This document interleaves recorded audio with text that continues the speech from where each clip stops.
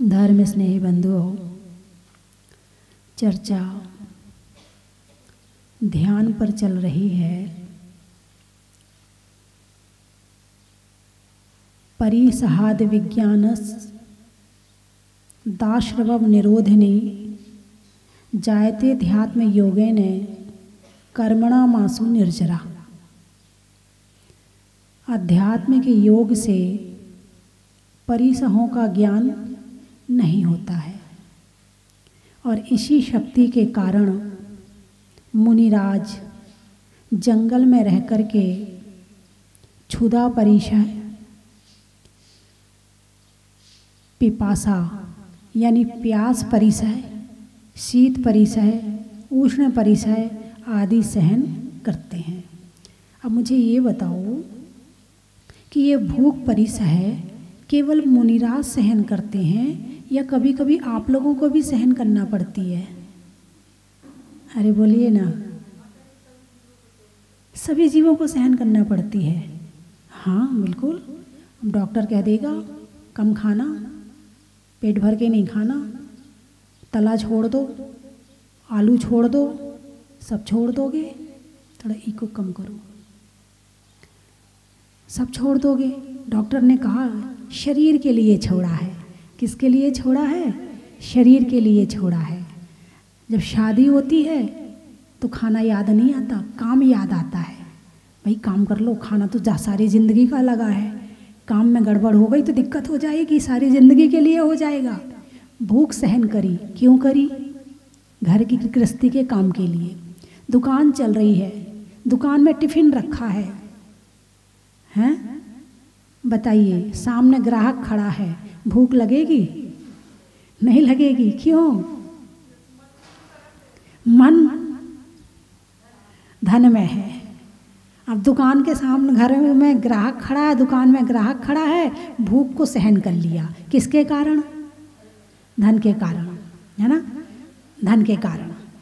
बच्चे जब परीक्षाएं होती हैं तो कम खाते हैं, नींद आएगी, पढ़ाई में डिस्टर्ब हो जाएगा, आलस आएगा। पेट भर खा लेंगे तो नींद आएगी, आलस आएगा, पढ़ाई नहीं होगी, कम खाते हैं। अब मुझे ये बताओ कि आपने घर गृहस्थी के कामों के लिए भूख सहन करी कि नहीं करी? करी ना। और मुनिराज क्यों करते हैं? तपस्या के लिए। अंतराय हो गया, भूख सहन करी। किसके लिए? तपस्या के लिए। मुनिराज ने तपस्या मान करके करी तो कर्मों की निर्जरा हुई, और तुमने घर गृहस्थी के कारण से करी तो वो कर्मों की निर्जरा नहीं हुई, कर्मों का तो बंध चल ही रहा है। कर्मों का बंध तो चल ही रहा है। तो कहने का अभिप्राय मेरा ये है कि दुख सहन, कष्ट सहन सारे जीव करते हैं। अब त्रियंच गति में आधे से ज़्यादा जीव ऐसे होंगे जिन्हें पेट भर खाना नहीं मिलता होगा। ये भूख का पता क्यों नहीं चला? क्योंकि आपका मन अभी यहाँ धर्म में लगा हुआ है, आपका ध्यान अभी प्रवचन में लगा हुआ है, इसलिए शरीर में लग रही भूख का पता भी नहीं चल रहा है। तो ध्यान को परिवर्तित करते ही शरीर के कष्टों का पता नहीं चलता है। तो यही बात इस श्लोक में कही है। और फिर इससे क्या होता है? जब शरीर के कष्टों का पता नहीं चलता है तो इससे आश्रम का निरोध होता है। तो इसमें चर्चा आ गई थी क्षुधा परिसय की, दूसरी चर्चा आई थी तृष्णा परिसय की, तीसरी है शीत की, शीत यानी ठंड की, है ना? शीत भी एक परिसय है। जब ठंड आती है और जब मुनिराजों का संपूर्ण शरीर उस ठंड से एक होता है तो सारा शरीर ठंडा पड़ जाता होगा। और ऐसे ठंडे शरीर में रहकर भी वो आत्मा का ध्यान और स्वाध्याय करते हैं तो कर्मों की अनंत गुनी निर्जरा होती है। विपरीत परिस्थितियों में यदि हमारा ज्ञान जागृत रहे, हमारा मन शांत रहे, तो समझना हम धर्म कर रहे हैं। अब मंदिर में तो प्रवचन सुन के आए कि क्षुधा परिसय और प्यास परिसय सहन करना चाहिए, और प्रवचन सुन करके घर गए और घर में जाके जरा सी रोटी मिलने में लेट हो गई, जरा सा भोजन मिलने में देर हो गई, तो फिर क्या करे? गुस्सा आ गया। पता नहीं तेरे को, मेरे को भूख लगती मंदिर से आके, थाली तैयार नहीं रखना चाहिए तुम्हें, नाश्ता तैयार नहीं रखना चाहिए, गुस्सा आ गया। अब ये क्या हुआ? अभी तो तुमने प्रवचन सुना कि भाई भूख परिसय सहन करना चाहिए, और घर जाते तुमने उसको सब बराबर कर दिया। तो ये परीक्षा की घड़ी है। अब आपने जो ज्ञान प्राप्त किया है उस ज्ञान के प्रैक्टिकल की घड़ी है कि आपको भूख सहन कैसे होती है, थोड़ी देर भी हो जाए तो आपको मन शांत रख करके, और मन में शांत कोई बात नहीं। जब हमारे मुनिराज 24 घंटे में एक बार लेके रह सकते हैं तो मेरे लिए यदि मैंने शाम को ही तो खाया था, और जब शाम को ही खाया था, उनने तो सुबह खाया था, मैंने कल शाम को ही खाया था, और जरा सी देर हो रही तो मुझे गुस्सा क्यों आया? नहीं, मुझे गुस्सा नहीं आना चाहिए। ऐसा विचार, ऐसा चिंतन यदि आप करते हैं तो इसका नाम है धर्म। इसका क्या नाम है? धर्म है। और वहीं आपने क्रोध कर दिया। इसी तरह से सर्दी लग रही है, आपको रज़ाई नहीं मिली, या आपकी रज़ाई अच्छी नहीं है, या आपको पहनने के गर्म कपड़े नहीं हैं, और यदि आपको ठंड सहन करनी पड़ रही है और आप गुस्सा नहीं करते हैं तो धर्म हो गया, और गुस्सा करते हैं तो क्या हो गया? अब कौन ठंड सहन नहीं करता? जितने पशु पक्षी हैं क्या उन्हें ठंड नहीं लगती? अरे बताइए ना, शरीर तो सबका ही है ना, बस थोड़ी सी चमड़ी उनकी मोटी है, लेकिन ठंड तो फिर भी लगती होगी। आप सर्दी के दिनों में देखो, जो छोटे छोटे पिल्ले होते हैं, एक के ऊपर एक चढ़ते हैं, उन्हें इतनी ठंड लगती है कि वो सारे इकट्ठे हो जाते हैं, लेकिन उन्हें ये तपस्या नहीं है, उनका कष्ट है। ये तपस्या कब बनेगी?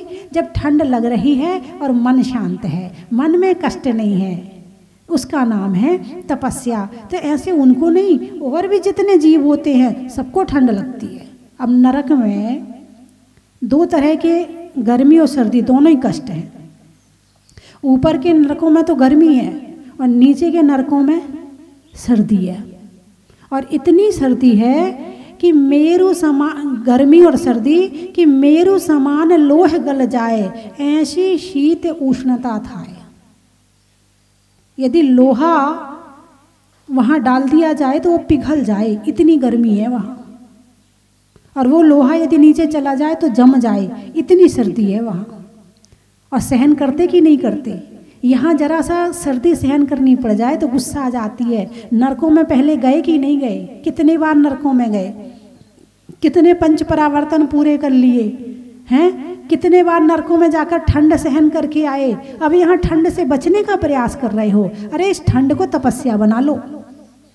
इस ठंड को क्या बना लो?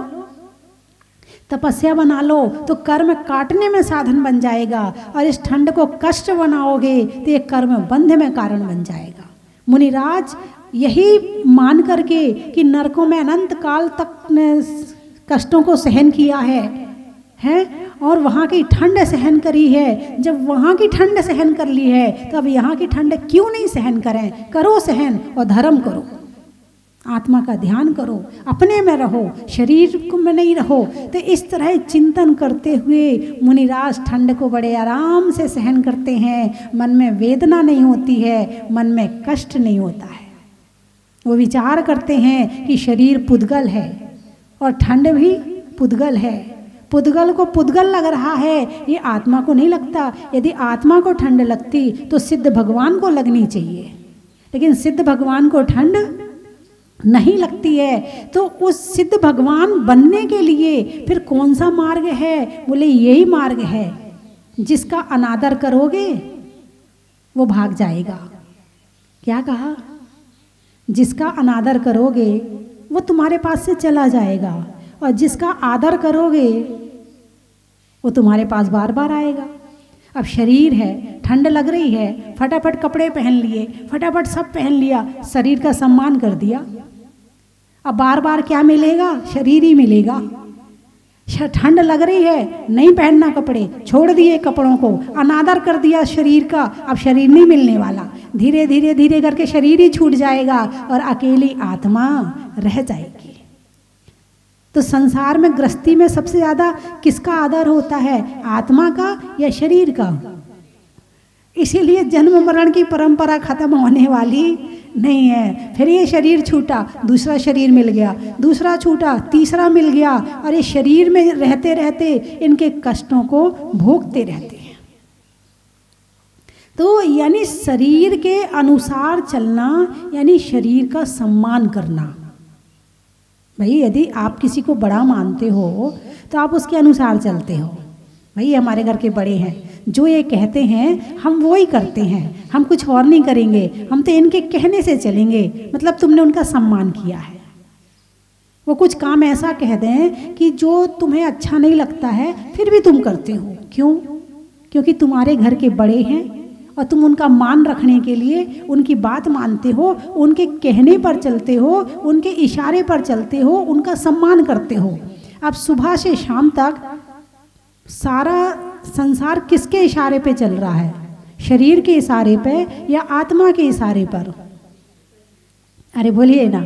भूख लगी है फटाफट खाना खा लो, प्यास लगी है फटाफट पानी पी लो, अच्छे अच्छे कपड़े पहन लो। जिसका तुम सम्मान करते हो उसको अच्छे अच्छे कपड़े भी भेंट देते हो। तो शरीर को अच्छे अच्छे कपड़े भेंट में मिलते हैं, रोज़ नए नए बढ़िया से बढ़िया कपड़े मिलते हैं। ब्यूटी पार्लर में ले जाके सजाया जाता है, बालों में डाई करी जाती है, होंठों पर लिपस्टिक लगाई जाती है, आँखों में काजल लगाया जाता है, क्रीम पाउडर से सुसज्जित किया जाता है, सोना चांदी पहनाया जाता है। यदि किसी का सम्मान करते तो यही तो करते हो। किसी के सम्मान में क्या करोगे आप? किसी को साड़ी भेंट दोगे, किसी को श्रृंगार का डब्बा भेंट दोगे, हैं, किसी को चूड़ियाँ भेंट में दोगे, किसी को सोने चांदी का हार भेंट में दोगे। जो जो जिस लायक होता तुम वही भेंट करते हो। तो तुमने शरीर को इस लायक समझा है कि इसको भेंट किया जाए, तो दिन भर भेंट चढ़ाते हो इसको और दिन भर इसका सम्मान करते हो। अब ये तुम्हें क्यों छोड़ेगा? अब ये तुम्हें छोड़ने वाला नहीं है, हर जन्म में मिलेगा।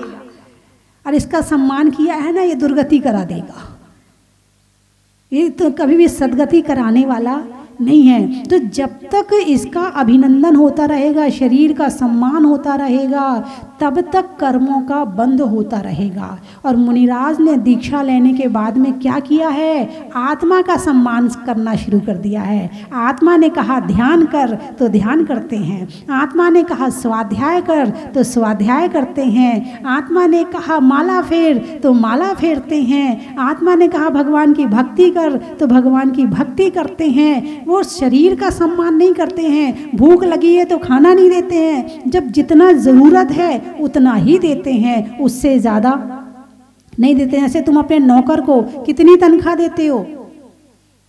जितना काम करवाते हो उससे कमी देने का प्रयास करते हो। तो इससे काम ही करवा रहे हैं मुनिराज। भोजन कितना देते हैं? जितनी ज़रूरत होती है, उससे ज़्यादा नहीं देते हैं। एक बार देते हैं, बार बार नहीं देते हैं। ये आत्मा का शरीर का सम्मान नहीं है, ये तनख्वाह है। यदि भोजन दिया है तो ये तनख्वाह है, ये सम्मान नहीं है, हैं? और उसके बाद में मच्छर काटे, यदि तुम्हारे नौकर को मच्छर काटे तो तुम उसके लिए पंखा करोगे क्या? अरे बोलिए ना, नहीं करोगे। और शरीर को काटे तो सहन भी नहीं करेंगे, माला फेरने में मन नहीं लगेगा, हैं? तो यही है, दो चीज़ हैं, दो में से हम किसका अभिनंदन कर रहे हैं? तो परिसय सहन कैसे होते हैं? जब आत्मा और शरीर को अलग समझा जाता है और जब उसका प्रैक्टिकल किया जाता है और उस प्रैक्टिकल में भी आत्मा के ध्यान में लीन रहते हैं, तो फिर कर्मों की निर्जरा होती है, पाप का बंध रुकता है, गुण स्थान ऊपर चढ़ते हैं और फिर कर्म नाश करके मोक्ष की प्राप्ति कर लेते हैं। अभी हम केवल शरीर को बचाने में लगे हैं। ठंड से बचा लो, गर्मी से बचा लो, मच्छर से बचा लो, हैं, जीव जंतुओं से बचा लो, और जितने परिसर हैं वो सारे शरीर के हिसाब से ही तो आते हैं। सब वो बस शरीर को ही बचाते रहते हैं, इसलिए शरीर ही शरीर मिलता रहता है। और भगवान से कहते भी भजन पढ़ रहे थे ना, मैं तो जामन मरण होवे ऐसा यतन। प्रार्थना तो भगवान से करते हो कि मेरा जन्म मरण मिट जाए। क्या प्रार्थना करी आपने भगवान से?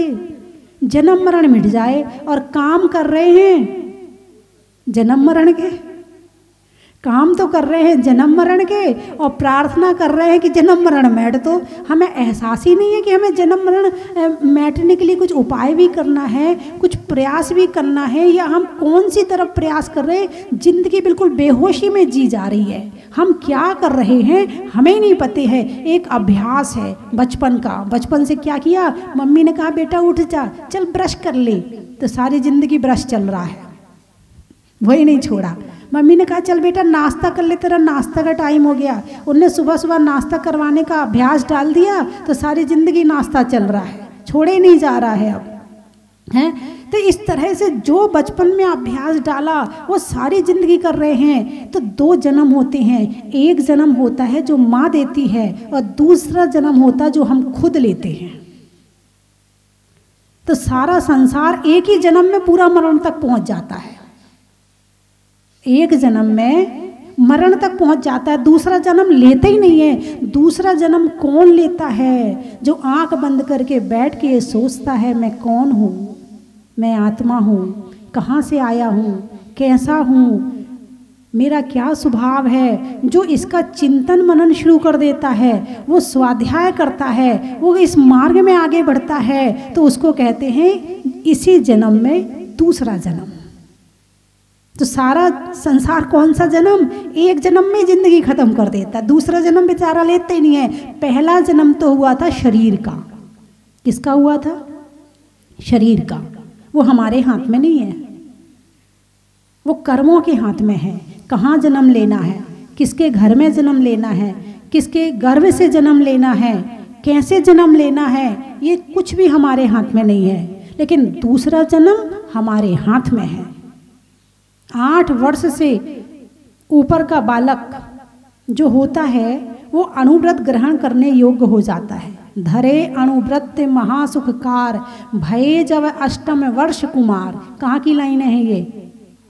पार्श्वनाथ पूजा की लाइनें हैं कि भये जब अष्टम वर्ष कुमार, धरे अणुव्रत महासुखकार। यानी 8 वर्ष के होने पर उन्होंने अणुव्रत ग्रहण कर लिए, और जहाँ से अणुव्रतों की स्वीकृति हो गई, जहाँ पर अणुव्रत की स्वीकारोक्ति हो गई, वहाँ से फिर धर्म शुरू हो गया, और वहाँ से फिर आत्मा का ध्यान और अहिंसा धर्म शुरू हो गया। यहाँ 8 वर्ष में तो बच्चे को ऐसा मानते कुछ है ही नहीं है, जबकि 8 वर्ष में हमारे यहाँ बताया है कि वो दीक्षा लेने योग्य हो जाता है। 8 वर्ष में वो मोक्ष जाने योग्य हो जाता है। 8 वर्ष में वो आत्मा का ज्ञान प्राप्त करने योग्य हो जाता है।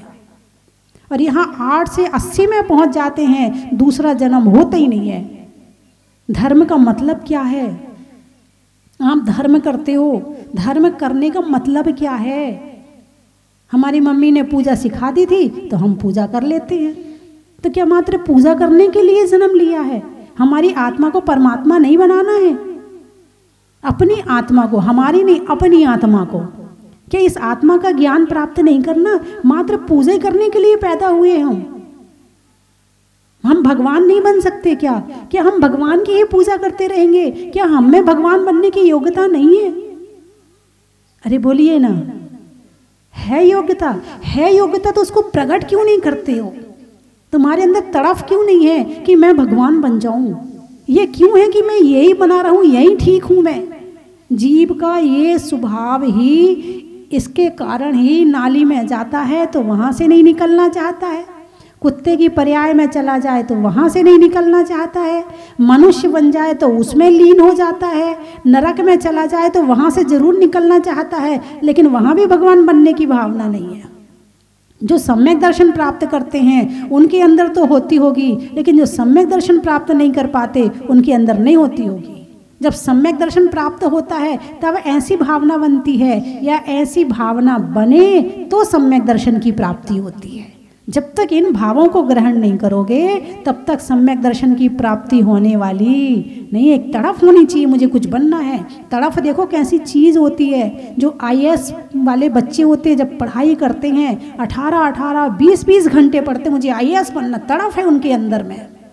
CA पढ़ने वाले बच्चों की पढ़ाई देखो आप, बेचारे खाते नहीं पीते नहीं और कैसे लगे रहते हैं। कई बच्चों को तो डिप्रेशन हो जाता है, इतनी पढ़ाई करते, तड़फ है उनके अंदर में कि मुझे सीए बनना है, मुझे इंजीनियर बनना है, मुझे डॉक्टर बनना है। ऐसी तड़फ तुम्हारे अंदर क्यों नहीं है कि मुझे भगवान बनना है?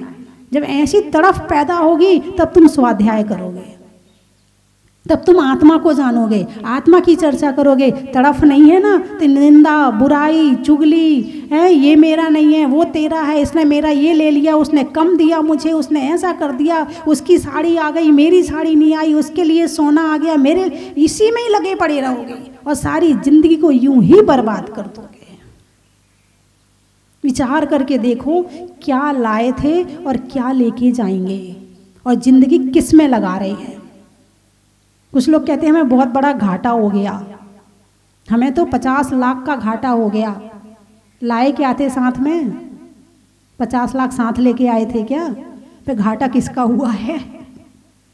अरे बोलिए ना, हैं?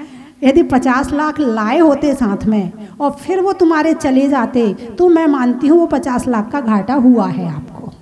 तुम लाए तो कुछ साथ में हो नहीं, तो घाटा किसका हुआ? विचार करो तो सही। अपने मन को समझाने के लिए, अपनी आत्मा को समझाने के लिए बड़े बड़े चिंतन हैं। आप देखो, अंदर जाओ, अंदर जाते ही बाहर के सारे घाटे खत्म हो जाएंगे। आत्मा के ध्यान में बैठते सारा घाटा खत्म हो जाएगा, सारी चिंताएं खत्म हो जाएंगी। जायते अध्यात्म योग है, आध्यात्मिक योग से सारे दुख दूर हो जाएंगे। लेकिन हम तो बाहर ही लगे रहते हैं ना, मोह और माया में, इसीलिए वो घाटा भी नजर आता है। इसलिए जन हानि, तन हानि, मन हानि, सब हानि में होती रहती हैं। और अंदर चले जाओ, सारी हानियां खत्म, लाभ ही लाभ है वहां। तो मेरी बात आपकी समझ में आ रही है? अच्छा, बड़े अच्छे लोग बैठे हैं। तो जब आपको मेरी बात समझ में आ रही है तो इसका मतलब आप समझदार हैं। अब मेरा मतलब समझदार हैं तो जहाँ तक मैंने आपको समझाया है आप इसके आगे भी समझने का प्रयास करेंगे। इसका मतलब आगे भी आप स्वाध्याय करना शुरू कर देंगे, आगे आप आत्मा की चर्चा करना शुरू कर देंगे, आगे आप ध्यान करना शुरू कर देंगे, आगे आप नियम व्रत करना करेंगे ना। अरे बोलिए ना, समझ में आई कि नहीं आई? भाई दो तरह से समझ में आता है।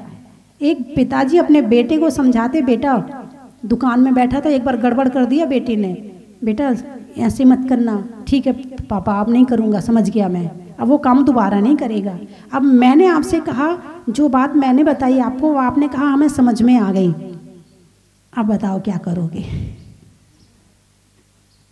कौन सी वाली समझ में आई है? समझ में आ गई, बहुत बढ़िया। चलो, हमारी बहन जी ने कहा तो सही कि हम स्वाध्याय को जीवन में उतारने का प्रयास करेंगे, तो निश्चित है तभी जीवन की सार्थकता है। और इन पुद्गल के टुकड़ों में तो अनंत काल बीत गए, ये कभी हमारे ना थे, ना हैं और ना हो सकते हैं। बस वैसे खुश होते रहते, हमने इतना इकट्ठा कर लिया, हमने इतना इकट्ठा कर लिया, वैसे खुश होते रहते हैं और जाएंगे तो सब यहीं पड़ा रह जाएगा। यदि एक ग्रास हाथ में होगा और एक कौर मुंह में होगा और इस शरीर से प्राण निकल जाएं तो मुंह का मुंह में रह जाएगा और हाथ का हाथ में रह जाएगा, ये भी साथ में जाने वाला नहीं है। तो फिर जब इतना पता है आपको, इतना ज्ञान है आपको, तो फिर किस में उलझे हो? फिर कौन सता रहा है आपको वहाँ कौन खींचता है आपको उस तरफ? क्यों हम अपने आप में नहीं आते हैं? क्यों नहीं हम उन विकल्पों को छोड़ते हैं? अभ्यास करो। अनादिकाल के संस्कार हैं, इसलिए मोह के कारण मन बार बार वहाँ जाता है और जाएगा, क्योंकि इसके अभ्यास वहीं जाने का है। जिसका अभ्यास जहाँ जाने का होता है वो बार बार जाता है। जैसे घर में दरवाज़ा खुला हो तो कुत्ता बार बार घुसता है, तुम फिर निकाल देते, वो फिर घुस जाता है, तो दरवाज़ा बंद कर लो। तो ध्यान क्या है? दरवाज़ा बंद करने के बैठने का तरीका है। हम ध्यान में बैठे हैं, बस हम रहेंगे, आत्मा परमात्मा, बाकी कोई नहीं रहेगा हमारे अंदर। लेकिन जैसे ही ध्यान से बाहर निकलो, दरवाज़ा फिर खुल गया, आँख खुल गई, कान खुल गए, मुंह खुल गया, फिर कुत्ते घुसेंगे। अब उसे ज्ञान पूर्वक निकालना पड़ेगा। नहीं, ऐसा विचार नहीं करना है, नहीं ऐसे भाव नहीं लाना है, नहीं ऐसा नहीं सोचना है। तो फिर जैसे डंडा लेके कुत्ते को भगाते हो ना, ऐसे खुद के अंदर के विचार भगाने का प्रयास खुद को करना है। तभी ये आत्मा परमात्मा बन पाएगी। और अभी से अभ्यास नहीं किया, इस जन्म में अभ्यास नहीं किया तो कहाँ जाके करेंगे? त्रियंच गति में, पशु बन के, नरक में जाके, देव कहाँ करेंगे अभ्यास? ये जन्म अभ्यास करने को, पुरुषार्थ करने को मिला है, और यहीं से सीढ़ियाँ चढ़ना शुरू कर दो तो ना जाने वो कौन सा जन्म होगा जिस दिन हम मंजिल पर पहुँच जाएंगे। तो मेरी बात आपकी समझ में आ गई? आई और गई, आ गई। चलने में पात का, मित्रों में साथ का, तीर्थंकरों में मुनि सुब्रत नाथ का, पंखा में झलने का, बच्चों में पलने का, भगवान की जमीन से निकलने का, अनाज में दाने का, इनाम में पाने का और आपके जहाज पुराने का, देने में दान का, शादी में पान का, करने में ध्यान का, कर्म के हरने का, त्याग के वरने का और बुद्धि को सुधारने का, मन को मोड़ने का, पर्वत को तोड़ने का और मोह को छोड़ने का, समय में आवली का, गांव में बावली का और आने वालों में मुंगावली का, गाने में सुर का, नृत्य में नुपुर का और आने वालों में जहाजपुर का। बोलिए 24 भगवान की।